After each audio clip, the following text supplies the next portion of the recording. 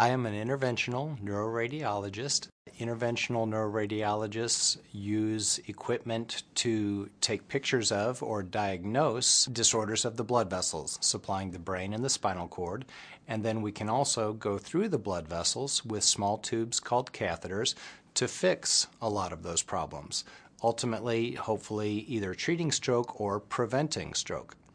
We usually think of stroke as affecting the elderly, but that's not always true. We do see teenagers who come in with strokes. We see young adults with strokes. We see patients who come to us through the emergency room in the setting of an acute stroke. We also see patients who come to us through clinic because they've been diagnosed as having a disorder that puts them at risk of having a stroke.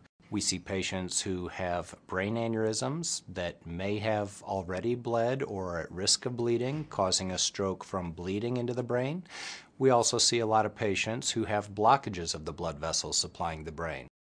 Time is of the essence. The emergency room at Alexian Brothers Medical Center is staffed by a team of doctors, nurses, healthcare workers who are specially trained to make the diagnosis of stroke as quickly as possible.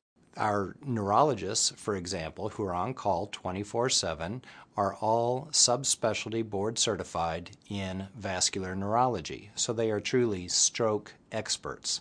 We have availability of the cutting-edge neuroimaging techniques, including MRI, perfusion MRI, CT angiography. All of these teams, the neuroimaging teams, are available around the clock, so that we can offer these patients the cutting-edge treatments in stroke, treating their acute stroke and preventing future strokes.